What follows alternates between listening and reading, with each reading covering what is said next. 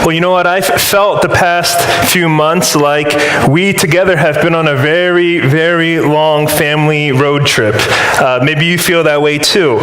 Not, of course, the unpleasant kind of family road trips where there's a lot of screaming and shouting and arguing and then driving in awkward silence. None of that. The fun kind of family road trip, the enjoyable kind, the one where we are bonding together, the one where we have a joyful anticipation of the destination and what is to come.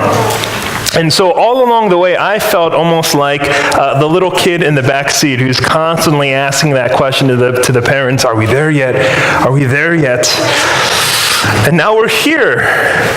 But of course, the questions haven't stopped. Kids are inquisitive. The questions just change. So now we're asking not, are we here yet? But what are we doing here? Why are we here? What do we hope to accomplish now that we're here? These are the questions that I hope to draw our attention to this morning as we look at today's passage. Why are we in this part of town, on this side of 309? Why are we in this neighborhood? Why are we gathered in this building? Why was it worth it? All of that time and all of that energy and money and sacrifice and sweat to give up what was really convenient and comfortable and then go ahead to buy a building and move into Lansdale and become uncomfortable and to face the challenge of what is unknown and unfamiliar with this area. And I believe the reason is because Jesus spoke to us in Matthew 5:13-16 that we are to be salt and light of the earth. That this wasn't a suggestion Jesus gave, hey, if you get around to it, I'd like you to think about these things. He was telling us, this is what I've called you to be, and this is why the world so desperately needs you. And so here is our gospel truth, our one-sentence summary today.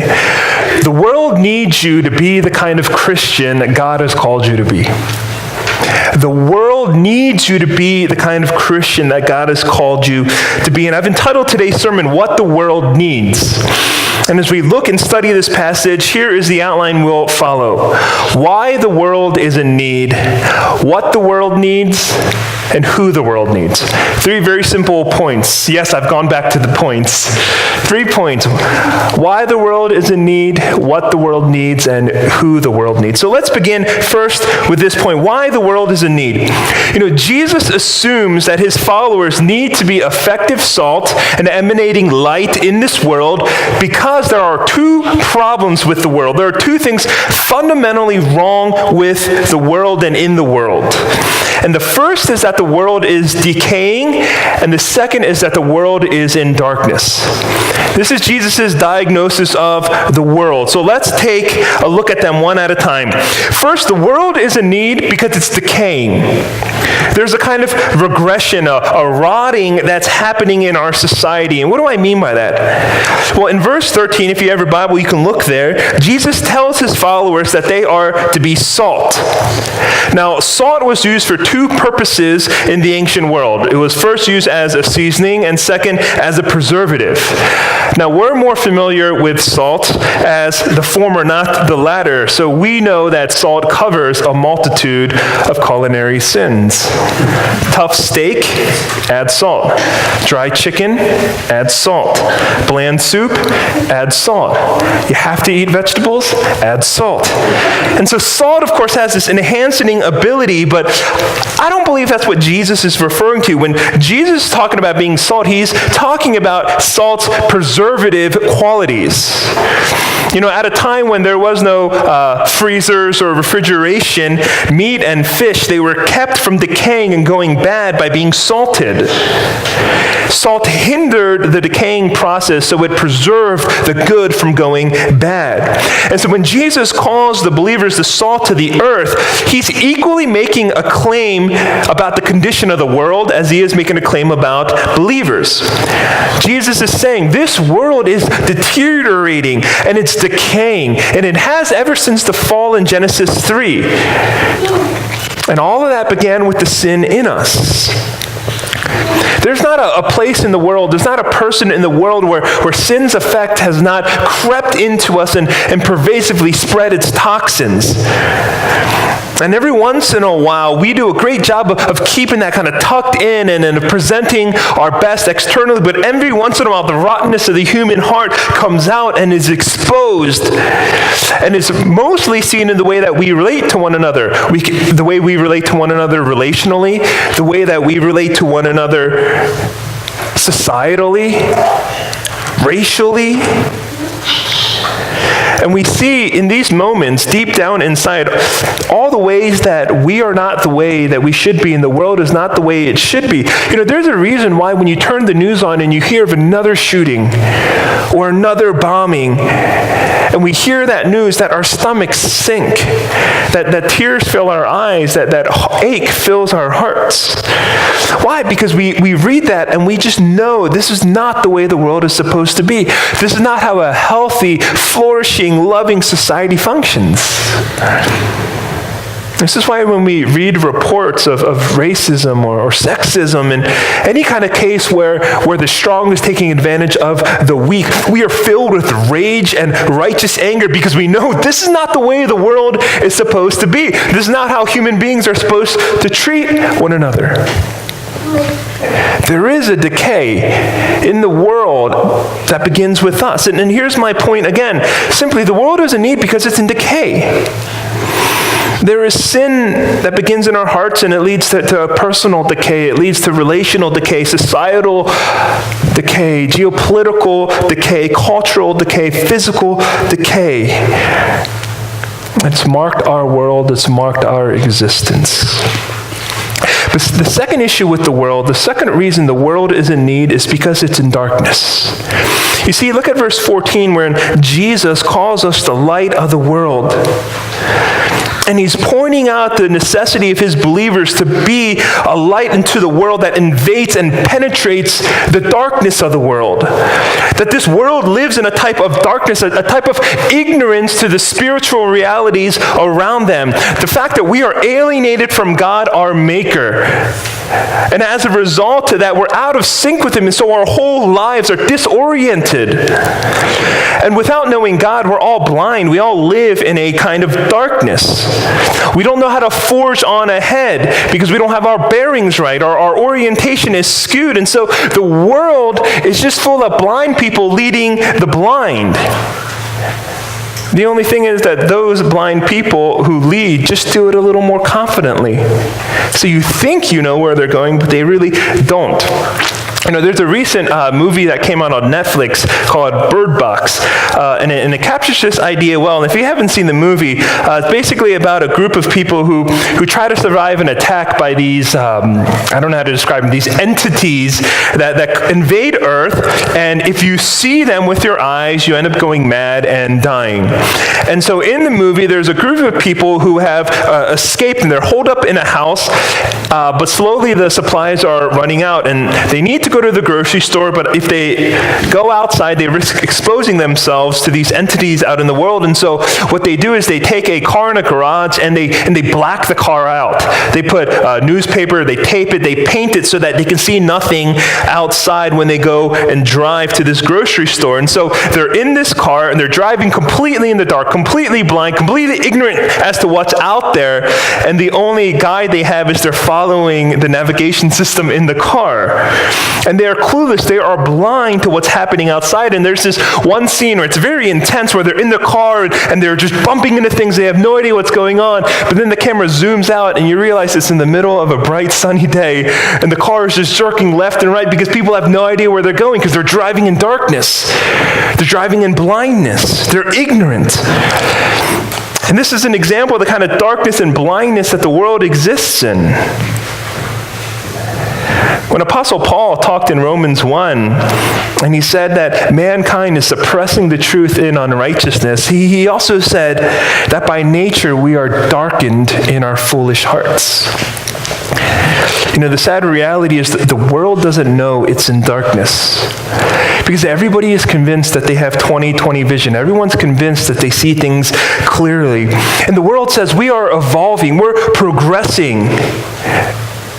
But if you actually look at the world as a society, we are devolving. spiraling down in ignorance. Now, take, for example, the recent passing of the Reproductive Health Act in New York. Some of you may have heard about it, which significantly expands abortion rights. And so many people, in their blindness, they celebrated this, and they're convinced that progress is being made, when in reality, we're only moving further away from the value of human life as God has made clear in the Bible. They are living and they are operating and they are making laws and policies in darkness, in ignorance, in blindness. And this is the condition of the world into which Jesus sends us as light. As I was preparing this week, was thinking about this. And of course, I'm thinking about Lansdale and why we need to be here. And yesterday, as if the Lord was speaking to me and giving me a very vivid reminder, I went to the office before the church renovation.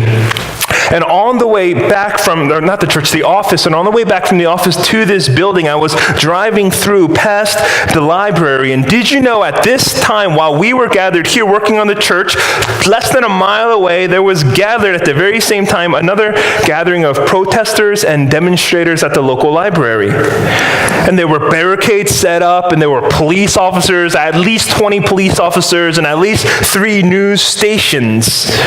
So naturally, as anyone does, I rubbernecked, I slowed down, and I went to see what all the commotion was about. And if you don't know, Lansdale Library right down the street was hosting a children's reading, but they had invited a drag queen who goes by the stage name Annie Christ, which is actually a play on the words Antichrist. And so there were groups supporting the event, there were groups opposing the event. And as I drove by, I heard all the shouting and the yelling and all the back and forth, and I just thought to myself, this community desperately needs the light. There are people here who need to know the gospel. They are living in darkness. And as the supporters cheered and in unison shouted, "Love trumps hate, love trumps hate," I couldn't help but just have a broken heart. They don't know what true love is. Love is only seen in the face of God.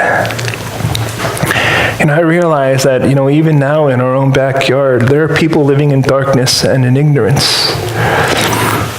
The world is in great need because everyone's holding a broken compass, thinking they are heading south when they are traveling south, thinking they're heading north when they're traveling south. And so today, the truth of the matter is our world is no different than the time of Jonah. You remember at the end of Jonah when he's commanded to go and to preach the gospel, to preach repentance in Nineveh. And God says, don't you know that there are 120,000 people in Nineveh who don't know their right hand from their left hand? They're ignorant, they're blind, they're in darkness. So this is the reason why we're here. Why did we move? Why are we here? We are here because the world is decaying and in darkness. But secondly, what the world needs. What does the world need? Here's our second point.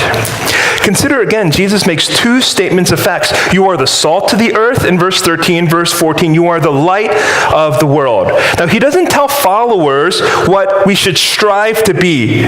These are present identities we have, not future aspirations we should pursue.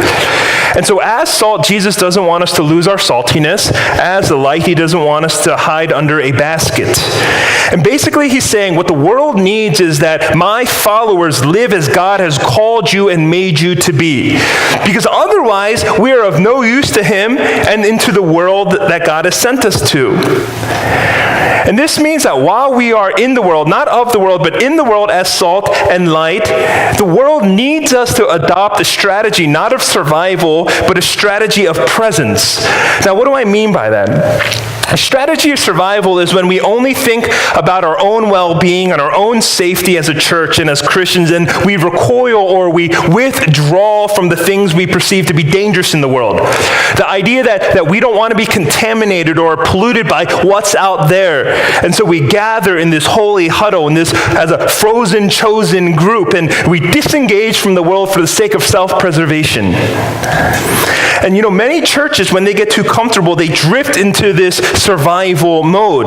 They lose the sense of mission. They lose the sense of what God is calling us to be, and they withdraw only to themselves. And Jesus is warning us against that, against this temptation.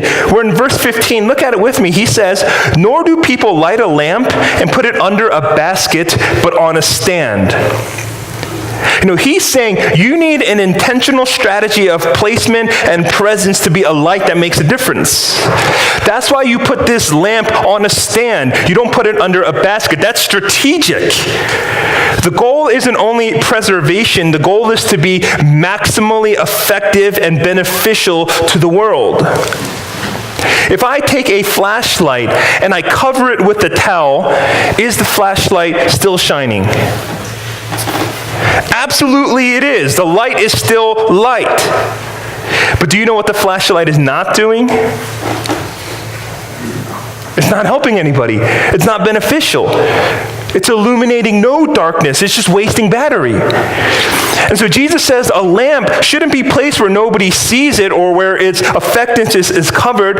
The lamp should be strategically placed. It must be placed somewhere where it can have an impact for many. It can actually benefit people.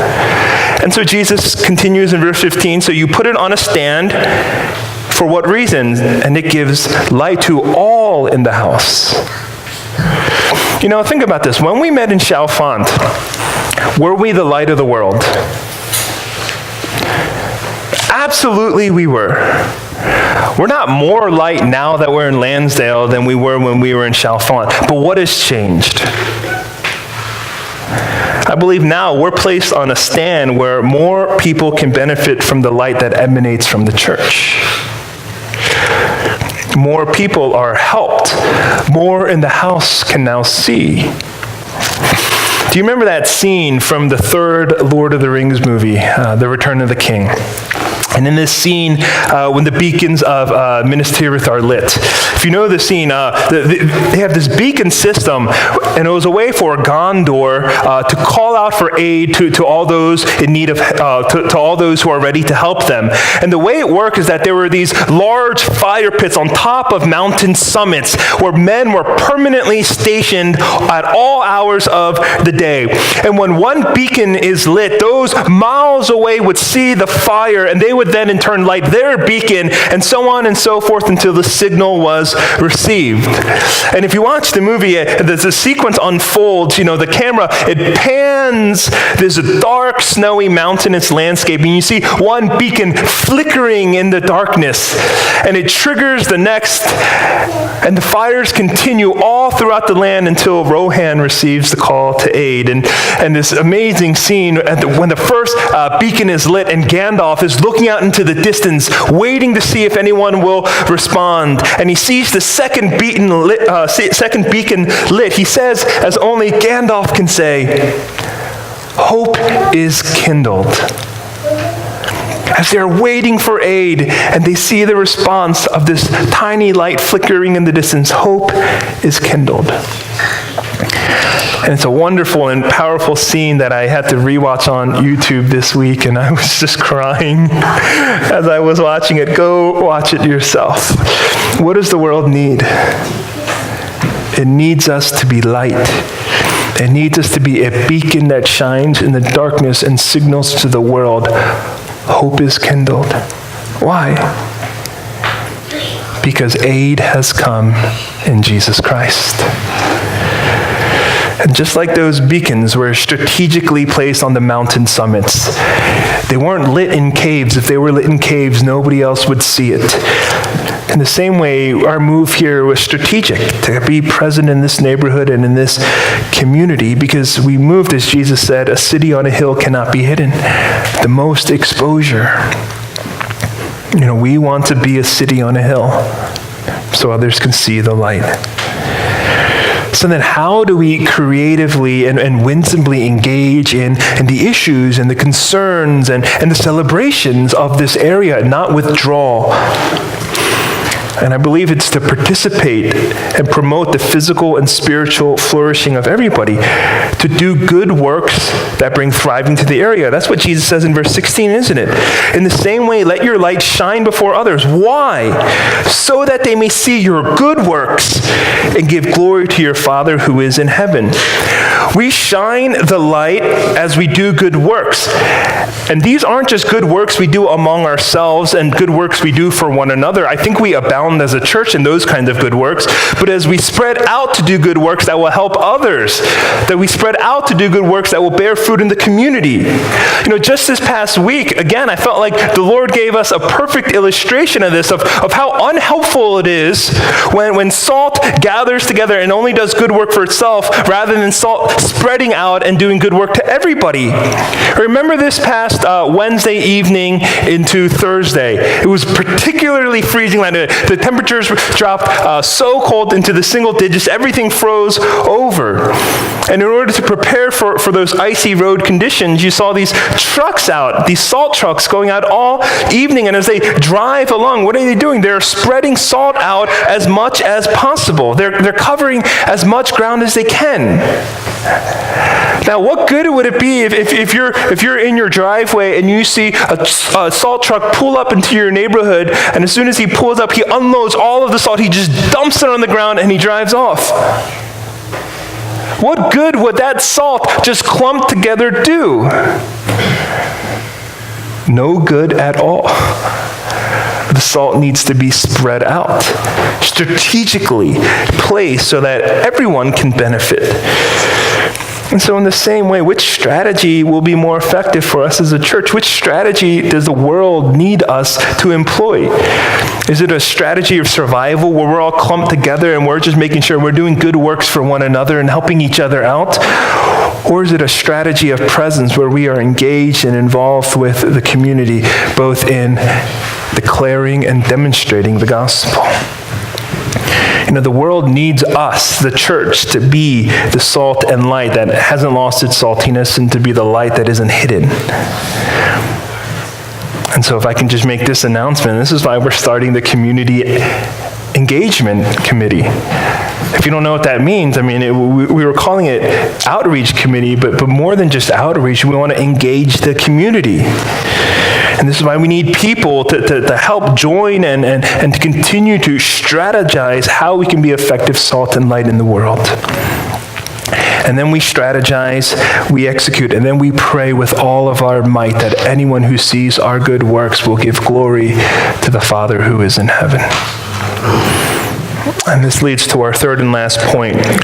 Who the world needs? Who the world needs. The world desperately needs Christians to live as God has called them to be. Right, not as we prefer to be, but who God has called us to be. The world needs us to shine in the darkness, needs us to be salt that hasn't lost saltiness. But it's not actually us who the world needs. Who the world needs is not the lowercase s salt or the lowercase l light that we are. What the world needs is the true salt and the true light that has come into the world and has given up his life to reverse the decay of the world and to set people free from the darkness.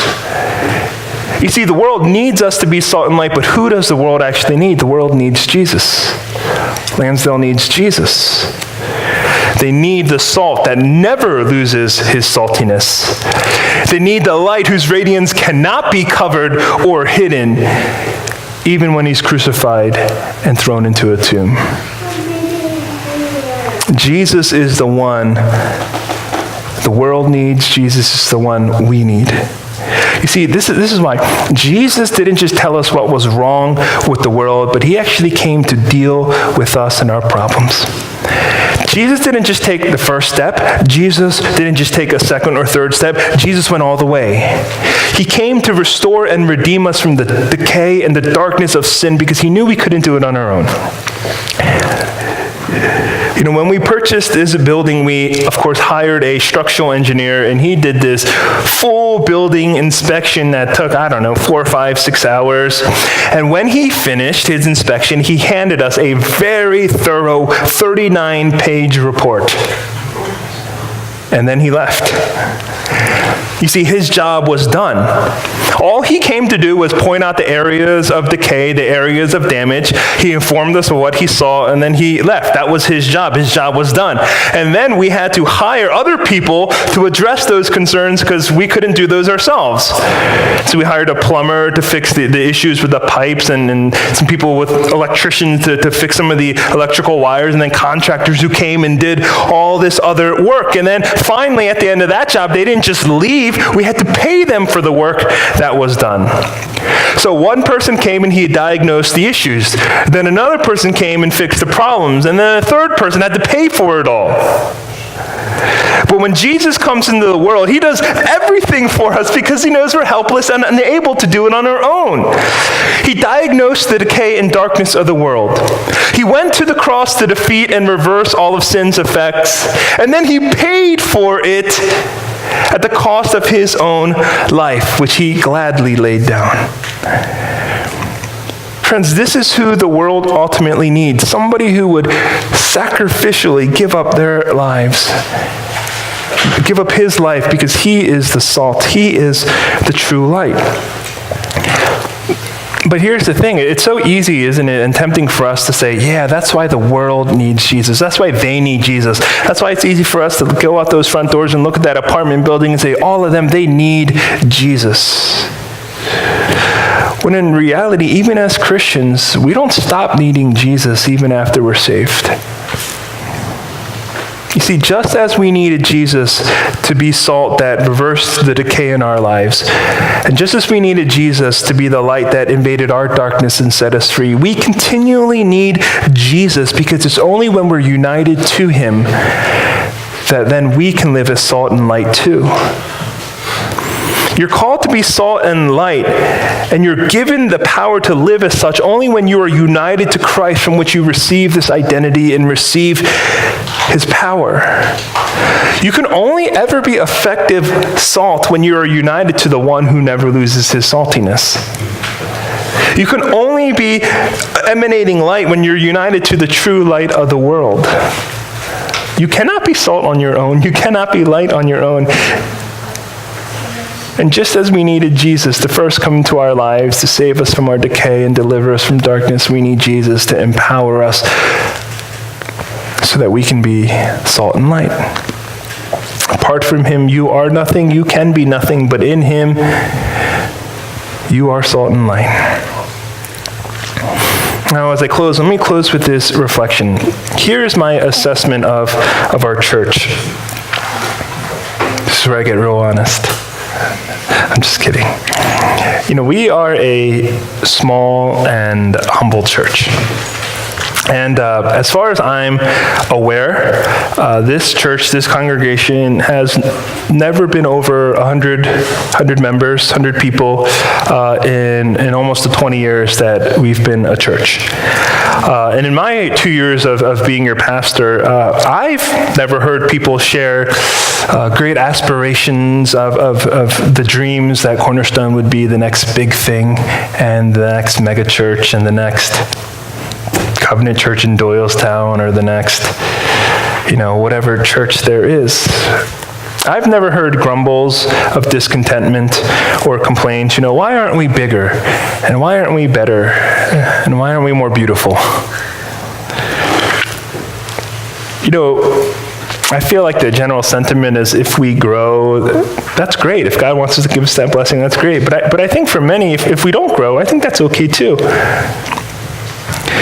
I mean, if you think about it, when we bought this building, we knew it couldn't fit more than 110 people. Right, that wasn't a mistake we discovered later. That's not like going to the store and being lazy and not wanting to try on pants and say, oh, that'll fit me, and you go home and you put them on and you realize that it only, goes into one leg. It wasn't that kind of mistake. We bought the building, we came in and we went, oh man, this can't hold a lot of people. We were fully aware of that. We didn't buy the building because of its great seating capacity.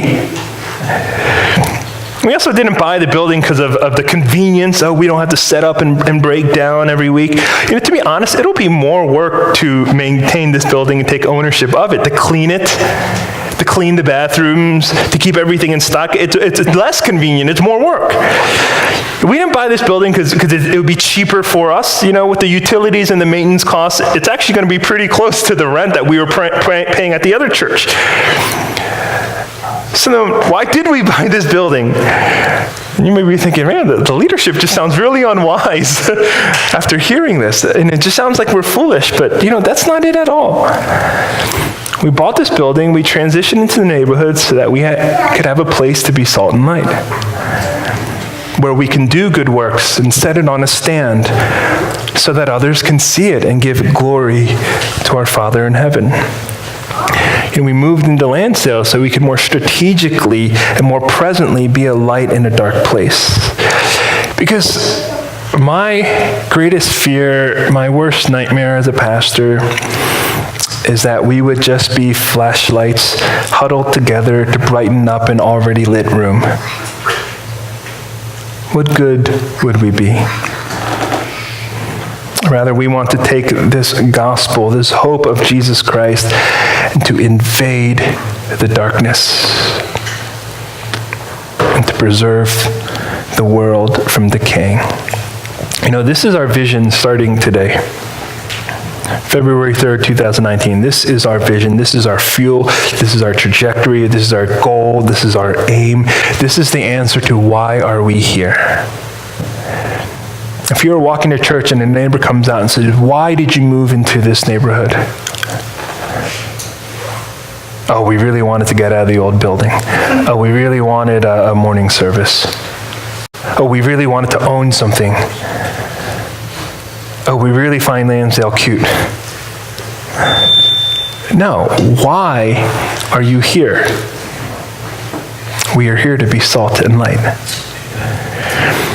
So the question is no longer why are we here? But there's still one more question that I have for you, which is this. Are you on board with this? Will this vision become your vision? Are you ready to be salt that's scattered to hinder the decay of the world? Are you ready to be light that breaks into the darkest corners of Lansdale? Because if you are, then let us be what the world needs us to be. And then let us give the answer to who the world needs. And may the Spirit, by His grace, make us salt and light for the good of Lansdale and unto the glory of God. Let's pray.